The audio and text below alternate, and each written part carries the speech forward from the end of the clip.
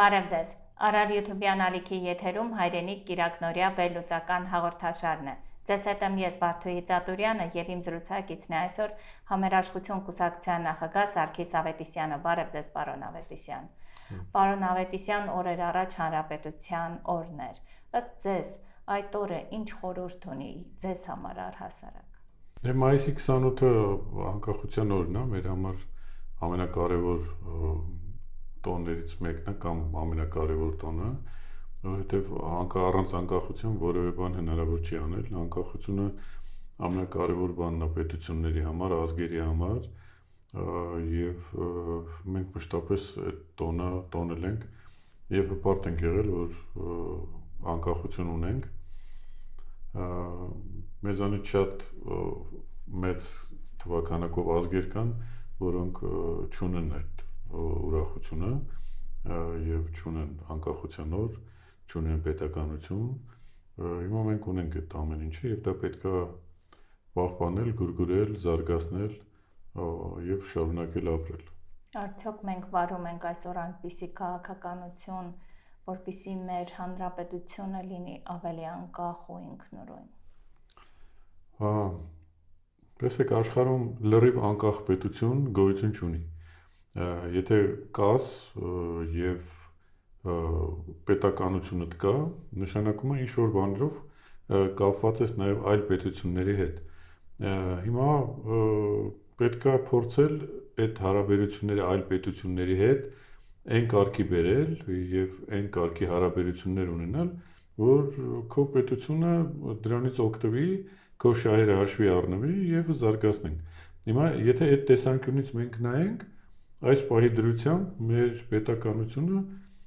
ինչ որ առումով վնասված է եւ մենք ունենք տարածքային կորուստներ, մեր պետության տարածքի մի հատված գտնվում է թշնամիների ձեռքում, թշնամական պետության ձեռքում, մենք կորցրել ենք այս ժամանակահատվածում նաեւ երկրորդ հայկական հանրապետությունը, նկատի ունեմ Արցախը, այդ առումով բնականաբար մեր գործերը այդքան էլ լավ չեն։ Բայց ինչ պետք է անել, ոնց պետք է անել, ինչ մտորումների մեջ է մեր ազգը, քաղաքական ուժերը ինչ են մտածում այդ մասին, հիմա կա հնարավորություն, որպեսզի իրավիճակը փոխենք։ Գիտեք, մեր քաղաքական ուժը, մեր կուսակցությունը չի մասնակցում այս ընտրություններին եւ գտնում էր, որ պետք է միավորել բոլոր ուժերը, ընդդիմադիր ուժերը եւ իրավիճակը փոխել, հնարավորությունը ավելի մեծ կլներ այդ դեպքում, բայց դե մենք կոչեր արեցինք, այդ ուղղությամբ աշխատեցինք, ցավոք սրտի չստացվեց առաջի փուլում այդ միավորումը։ Հիմա ընտրության հաջորդ փուլում ինչ կստացվի, այս պահին դժվարանում եմ ասել, բայց ամեն դեպքում մեր ցանկությունը դա է, որ քաղաքական ուժերը միավորվեն։ Շատ լավ կլիներ, որ ընդհանրապես բոլոր քաղաքական ուժերը, այդ թվում նաև իշխանական ուժերը գնային հենց այդ միավորման ճանապարհով, որպեսզի բոլորիս ներուժը ծառայեր մեր պետության համար, մեր պետականության ամրապնդման համար, որպեսզի մենք խնդիրներ չունենանք, բայց հաճախ ենք ասում միավորվեն։ Ըստ դեպքում ինչն է պակասում մեզ, այդ դրա մասին ենք մենք հաճախ փորձում բարձրաձայնել։ Ի վերջո ինչն է պակասում մեզ, որ չենք միավորվում, երբ անհատ խոսեցնում ես, բոլորը խոսում են հզոր հայրենիք ունենալու մասին, անկախ, ուժեղ հայրենիք ունենալու մասին, սակայն միավորվել կարծես թե չեն ցանկանում։ Ինչու, եթե մեկը լավ տնտեսագետ է, մյուսը անցած լավ ճանապարհ ունի, մյուսը կարողանում է արտաքին կապերը լավ ստեղծել, ինչու այս բոլոր անհատները չեն կարողանում միանալ եւ իշահբարություն հայրենիքի իրագործել իրենց գաղափարները։ Նայեք, շատ կարևորը մի քանի բան կա, ինչի չեն միավորվում։ Նախ առաջինը պետք է լինի օրակարգ, ինչի շուրջ միավորվել, ոչ թե անհատների շուրջ պետք է միավորվել, այլ օրակարգի շուրջ։ Ինչ խնդիր ենք մենք դնում մեր առջև եւ ձևակերպել օրակարգը, հետո փորձել հրավիրել այն քաղաքական ուժերին, ովքեր որ կհավաքվեն այդ օրակարգի շուրջ։ Մենք ինչ էինք ասում։ Գիտեք, մենք լարմած գաղափարախոսությունը ակտիվորեն զարգացնում էինք եւ զարգացնում ենք, ուղղակի այս նախընտրական փուլում մի փոքր սպասողական վիճակում ենք, հետո նորից կզարգացնենք։ Խնդիրը որն էր, մենք ասում էինք, որ պետք է օրակարգը ձևակերպել եւ օրակարգի շուրջ հավաքվել։ Այդ դեպքում արդեն երբ որ օրակարգ կա, ինչ պետք է անել, ինչ ենք ուզում անենք, այդ դեպքում արդեն բոլորը կարող են դրա մեջ միավորվել, կարող են մտնել դրա մեջ, որովհետեւ այդտեղ անհատի շուրջ չի, անհատի մասին չի խոսքը։ Ովքեր կարող են միավորել, նայեք, մենք միշտ այդ մասին խոսում ենք, ովքեր կարող են միավորել Հայաստանում քաղաքական ուժերին, որովհետեւ ուզենք չուզենք քաղաքական օրակարգը ձևավորում են քաղաքական ուժերը, աշխարհի պատմությունը դեռևս այլ գործիք չի ստեղծել, որ կարգավորում է քաղաքական խնդիրները, դրանք քաղաքական կուսակցություններն են։ Կուսակցությունները բնականից ունեն տարաձայնություններ, բայց երբ որ վերկուսակցական մի մարմին է ստեղծվում եւ քաղաքական ուժերը ներգրավում են օրակարգի շուրջ, այդ ժամանակ իրավիճակը լրիվ փոխվում է։ Այդ դեպքում երկու մարդ կարա այդ խնդիրը լուծի, եթե անհատների երկրի ղեկավարը եւ հոգեվոր առաջնորդը։ Այս պարագայում, մեր պարագայում դա վեհապար հայրապետն է, կաթողիկոս ամենայն հայոց եւ երկրի ղեկավարը վարչապետը փաստացի ղեկավարը, որը մեծ հաշվով տես ցանկություն չունի, ուղիղ հակառակն է անում։ Լավ, հիմա ինչ օրակարգով են գնում։ Օրակարգ ունեն։ Ովքեր։ Այո, եւ ընդդիմադիր կուսակցությունները, եւ ներկայիս իշխանությունները, ովքեր նորից առաջադրվում են, օրակարգ ունեն։ Նայեք, օրակարգը ձևակերպված չի։ Բոլորը ամեն մեկը իր օրակարգն է առաջ քաշում։ Մի օրակարգ չկա։ Այդ դեպքում արդեն առաջանում է այս տարաձայնությունները, եւ ամեն մեկը մտածում է, որ ինքը ամենաճիշտն է եւ ինքը փորձում է իր ուժերը այս պարագայում դա այնքան էլ ճիշտ չի, այստեղ ուրիշ հարց է առաջանում արդեն։ Լավ, ենթադրենք գնացել ենք այս ճանապարհով, հիմա այս ճանապարհով ինչա պետք անել։ Այս ճանապարհով գնալուց պետք է պայմանավորվել գոնե այն բանի շուրջ, թե որ ուժը ավելի շատ է գնացել առաջ եւ ավելի մեծ հնարավորություն ունի հաղթելու, պետք է բոլորը աջակցեն այդ ուժին։ Հիմա տվյալ պարագայում ամեն դեպքում բոլոր հարցումները ցույց են տալիս, որ ուժեղ Հայաստան քաղաքական ուժը, կուսակցությունը առաջինն է եւ պետք է իրան օգնել, ոչ թե իրանից պետք է պակասացնել, այլ պետք է օգնել։ Եվ այդ օգնելուց հետո արդեն օրակարգը ձևավորել, ձևակերպել այդ օրակարգը եւ իրականացնել դա։ Իշխանությունները պետք է հասկանա եւ առանց ցնցումների տանելով, որովհետեւ ցավոք սրտի այդպիսի տրամադրություններ կան եւ ամբողջ նախընտրական այս պայքարը տեսեք վերածվել է անհատների իրար հայհոյելու ինչ որ մի հատ գործընթաց, որ կոնկրետ խնդիրները թողած զբաղված են իրար հայհոյելով եւ ցավոք սրտի ամենամեծ դրթողը այդ գործողությունների հենց այսօրվա իշխանություններն են եւ գործող վարչապետը, որը այս իրավիճակը ավելի շատ տանում է պառակտման, ուզում է որ պառակտվեն եւ իր տրամաբանությամբ կամ իր քաղաքական ուժի տրամաբանությամբ մտածում է որ եթե պառակտումը մեծ լինի, իրանց հաջողությունները շատ կլինեն։ Եվ այդ ուղղությամբ են տանում երկիրը, որը ցավոք սրտի շատ վատ է անդրադառնալու հենց մեր պետականությանը, մեր ազգի միավորմանը եւ ի վերջո ազգի համերաշխությանն։ Եթե հասարակության մեջ, մեր ազգի մեջ համերաշխություն չկա, այդտեղ ոչ մի լավ բան չի ծնվելու։ Աշխարհում դեռևս չի եղել մի դեպք, որտեղ չկա սեր եւ համերաշխություն, որտեղ լավ բան ծնվի։ Հիմա այստեղ մեր մոտ ատելությունն է, բոլորն իրար ատում են, անընդունելի է առողջ մտածելակերպը, երբ որ փորձում ես ինչ-որ բաներ ասել, հասարակության մի հատված ուղղակի անընդհատ այդ բանի տակ, այսպես ասած, դոզայի տակ մնացած, այդ ատելության չափաբաժինը օգտագործում է մյուսների նկատմամբ։ Եվ երկիրը գտնվում է պառակտված վիճակում։ Ոչ մի հնարավորություն չկա առաջ գնալու եւ շատ տխուր է լինելու հետևանքը, եթե այս իշխանությունները վերարտադրվեն, որովհետեւ ստացվելու է այնց, որ հիմա ինչ են թուրքերը լուր, ինչ են թուրքերը սպասողական, որովհետեւ սպասում են, չեն ուզում խանգարեն, որ հանկարծ հասարակությունը չմիավորվի եւ այս իշխանությանը չուղարկեն հանգստի։ Տեսեք, դուք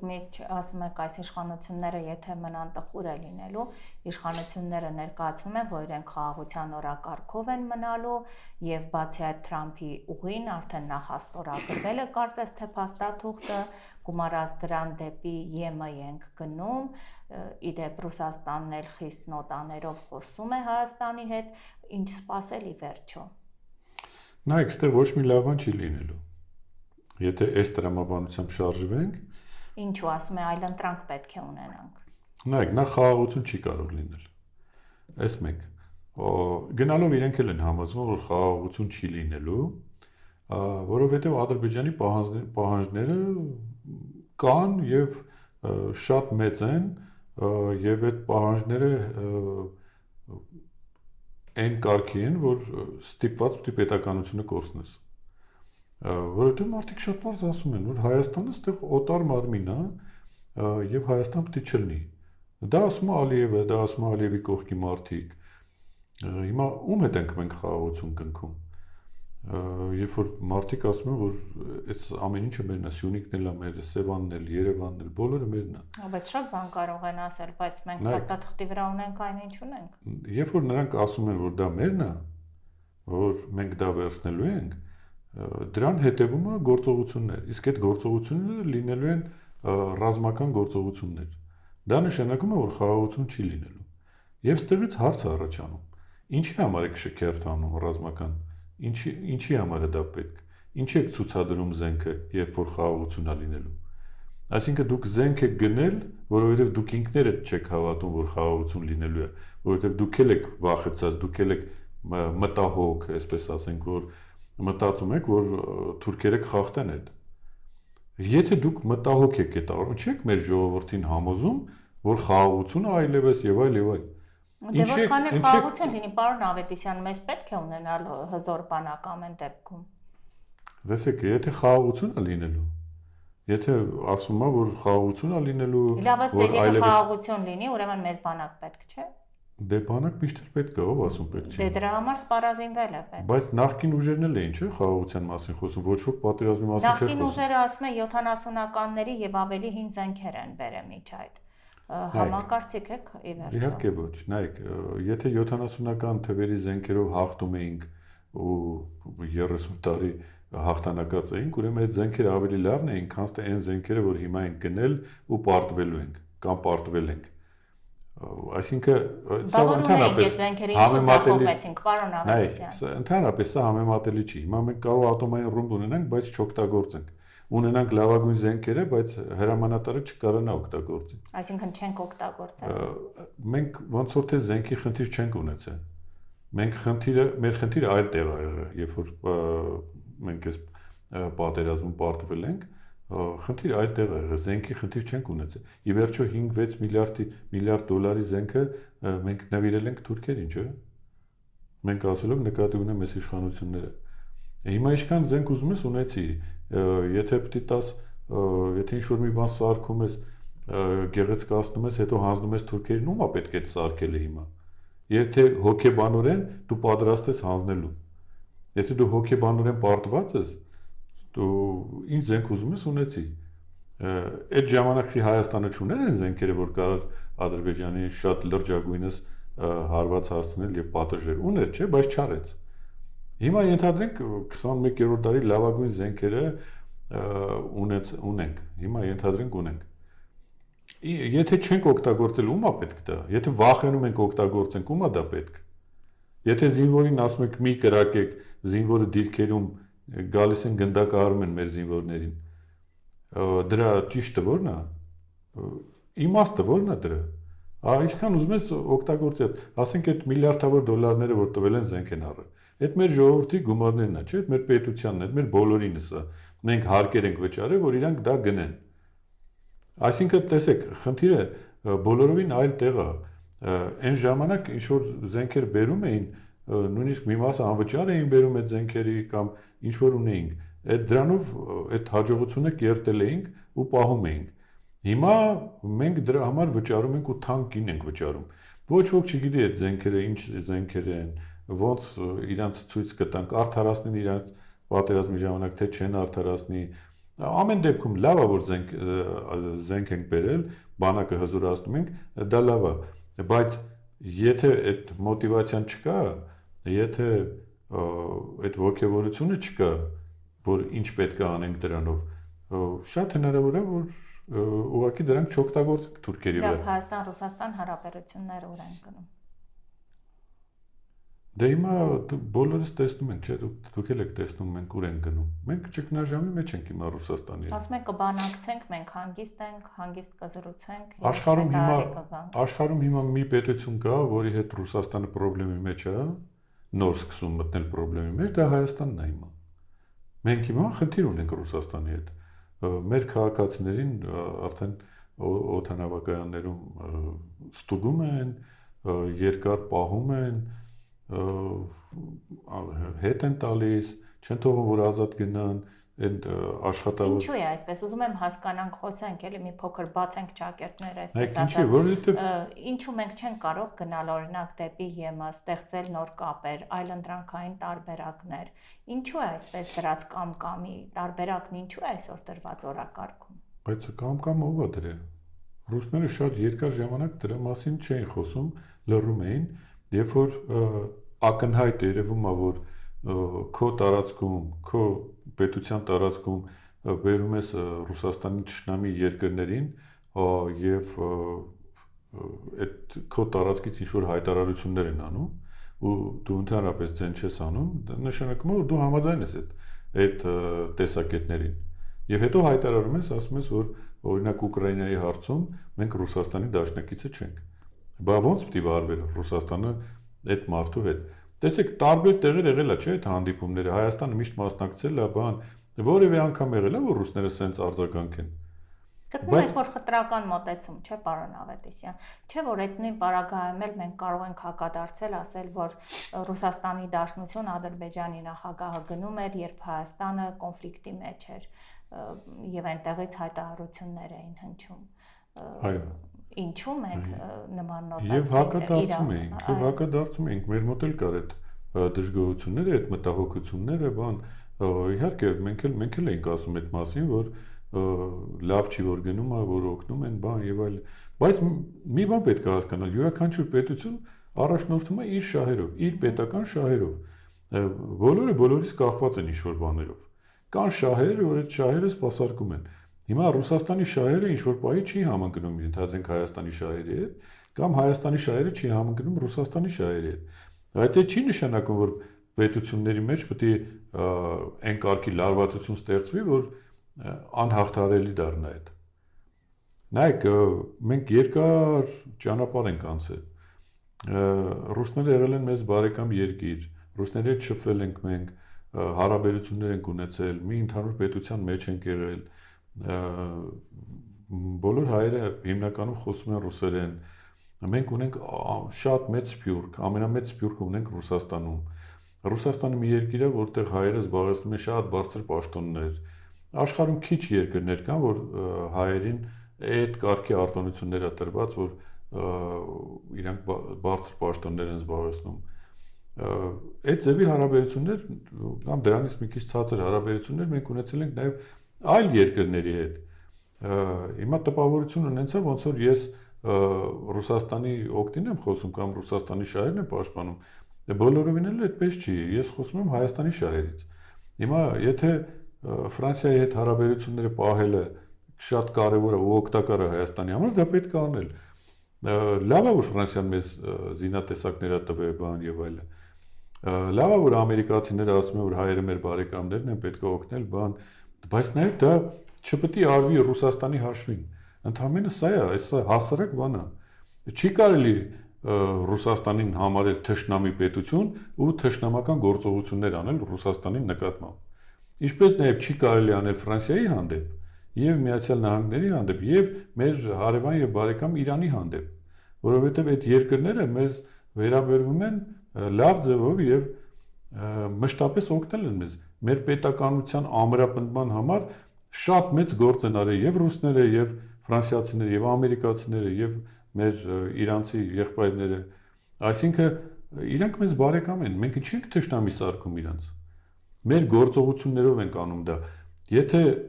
մեր այսօրվա իշխանության ղեկավարների խելքը չի հասնում եւ արդյունքում վտանգում են մեր պետականությունը, պետք է մի կողմ քաշվեն, գան նրանք, ովքեր կարող են այս վիճակից հանել երկիրը։ Խոսքը դրա մասին է։ Իշխանությունների կատարած քայլերը տեսնում եք, որ վտանգում են։ Այո, վտանգում են, իհարկե վտանգում են։ Իհարկե վտանգում են։ Այս գործողությունները վտանգում են, այո։ Հիմա տեսեք, Ռուսաստանի հետ արդեն խնդիր է առաջացել։ Ռուսաստան մեր հայրենակիցները տուժվում են այս քաղաքականության արդյունքում։ Իրանի հետ վաղ թե ուշ առաջանալու է այդ խնդրը։ Ինչու՞։ Դե այս միջանցքը, որ ուզում են տան, դա խնդիր է, չի առաջացնելու։ Հիմա հələ որ չկա, հենց թղթի վրայից անցավ գործնական քայլերի, Իրանի հետ խնդիր է առաջանալու։ Հիմա մենք ինչ ենք անելու։ Իրանի հետ հարաբերությունները փչացնենք, Ռուսաստանի հետ հարաբերությունները փչացնենք, մեր ամիջական բաներն են, բարեկամներն են, մեզ կպած, ում հետ ենք մենք հարաբերությունները լավացնելու։ Ոնց ուզում եք հաշվեք, միևնույնն է, իրական հողի վրա հարաբերությունը լինում է այն ժամանակ, երբ որ դու ունես ընդհանուր սահման։ Հիմա մեր ընդհանուր սահմանը Եվրոպայի հետ գնալու է Թուրքիայի միջոցով։ Այսինքն ոնց ուզում ենք հաշվենք, մենք թուրքերի միջոցով, թուրքերի միջով պետք է գնանք Եվրոպա։ Մեր ցամաքային եվրոպական կապը թուրքերի միջոցով է։ Մենք ուրիշ կապ չունենք։ Վրաստանը դե գիտեք ինչ վիճակում է։ Վրաստանը Եվրոպա չի եւ ցամաքային կապ չունի Եվրոպայի հետ։ Այսինքն հետեւաբար այլընտրանքային տարբերակը ո՞րն է։ Այլընտրանքը հետեւյալն է, կամ պետքա թուրքերի հետ միասին, թուրքերի միջոցով Եվրոպայի հետ հարաբերություններ պահել, իսկ թե ոնց են այդ միջոցները օգտագործում թուրքերը պատմության ընթացքում, մենք բոլորը շատ լավ գիտենք։ Թուրքերի ձեռը եթե կա մի քիչ հնարավորություն, իրանք դա կօգտագործեն։ Այդ կապը, որ կա այդ ցամաքային, իրանք դա կօգտագործեն մեր դեմ, կճնշեն մեզ։ Օրինակ, հասարակ բան, Արցախում ինչ արեցին ադրբեջանցիները։ Իրանց ձեռը հնարավորություն կար, իրանց միջոցով էր անցնում, այդ ամեն ինչը փակեցին, շրջափակում արեցին, դատարկեցին Արցախը։ Հիմա Արցախը հայկական պետություն էր, հայկական հանրապետություն էր, երկրորդ հանրապետությունն էր։ Հիմա Հայաստանի նկատմամբ նույն բանը կանեն թուրքերը։ Եթե թուրքերից է կախված լինելու դա, իսկ դա այդպես է լինելու, եթե բռնենք այդ եվրոպական ճանապարհը։ Բայց ուրիշ տարբերակ կա, չէ՞։ Կարելի է հարաբերությունները նենց պահել, որ այդ խնդիրը չառաջանա։ Այս գործողությունները հիմա ինչ որ անում են, այս գործողությունները տանելու է փակուղի, երկիրը գտնվելու է մի իրավիճակում, որտեղ այլ տարբերակ չի մնալու, քան ուղղակի տրվել թուրքերին, վերջացավ։ Եթե սանկցիաներ կիրառվեն, ինչ իրավիճակում տնտեսական կհայտնվի, ես ուզում եմ մոտավոր մի փոքր տեսլական ունենալ առհասարակ, եթե օրինակ բանակցային գործընթացները այնպես չընթանան եւ իրոք գործարկվեն այդ սանկցիաները, ինչ կլինեն։ Նայեք, ճիշտ կլինի այդ հարցերը ընդհանրապես տալ տնտեսագետներին, տնտեսական հաշվարկներ անեն։ Ես քաղաքական մասով եմ խոսում եւ քաղաքական խնդիրները, որովհետեւ եթե սխալ քաղաքականություն է ստանում, հետեւից գալու է սխալ տնտեսություն, չի կարա սխալ քաղաքականություն լինի, ճիշտ տնտեսություն լինի։ Հիմա քաղաքական հարցեր, մենք պետք է Ռուսաստանում աշխատենք մեր բարեկամների հետ։ Ռուսաստանում կան մեզ բարեկամ մարդիկ, որոնք գտնվում են ադմինիստրացիայում, տարբեր տեղեր եւ այլն։ Պետք է մենք աշխատենք մեր բարեկամների հետ, որպեսզի մեր ծրագրերը, մեր գաղափարները, մեր շահերը տանենք առաջ։ Որը միշտ եղել է, միշտ արել ենք, հիմա չենք անում։ Նույնը Ամերիկայում, նույնը Միացյալ Նահանգներում։ Մենք մեր լոբիստական կառույցները թուլացրել ենք, այս իշխանությունների օրոք թուլացել են, ոչինչ չեն անում, իսկ թուրքական լոբիստական կառույցները շատ ակտիվ աշխատում են։ Հետևաբար իրանք մեզ հաղթում են, իրանք մեզ հաղթում են Միացյալ Նահանգներում, հաղթում են Ռուսաստանում եւ այլ տեղեր։ Մի քիչ որ պահպանվում է այդ բալանսը, դա Ֆրանսիայում է, այլ Ֆրանսիայի այսպես բարեհաճ բանից ելնելով, որ Ֆրանսիայի նախագահը կամ կառավարության մի մասը մտածում են, որ հայերը մեծ քվեներ ունեն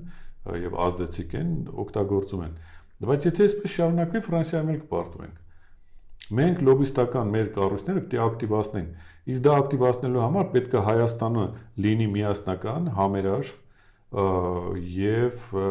կոնկրետ ծրագրեր տանի առաջ, ուղղվածություն տա, որովհետեւ այս մարդիկ մի ուղղությամբ չեն գնում։ Այս մարդիկ մի ուղղությամբ գնում են, հետո թեքվում են այլ ուղղությամբ, հետո գնում են այլ ուղղությամբ, մարդիկ ոչ մի իզմ չունեն, ոչ մի սահմանափակում չունեն եւ այս իրավիճակը բոլորի համար անհասկանալի է։ Ոչ մեկ չի կարա քեզ բարեկամ լինի, եթե չգիտի դու ուր ես գնում։ Այս իրավիճակից դուրս գալը տեսնում եք ընտրությունները։ Ընտրությունները հնարավորություն է, որ այս իրավիճակից դուրս գանք։ Եթե հնարավորությունը կստացվի եւ մեր ժողովուրդը կհասկանա ու կգնա կքվեարկի ընդդիմադիր ուժերի օգտին եւ հիմնականում այն ուժը, որ ամենաուժեղն է, որպեսզի ձայները չփոշիացվեն, կստեղծվի մի իրավիճակ, որտեղ իշխանությունը այլևս պետք է մտածի, գնդակը կընկնի իրենց դաշտը եւ իրանք պետք է մտածեն, կամ իշխանությունը հանգիստ տալիս են ու հեռանում են, կամ չեն տալիս իշխանությունը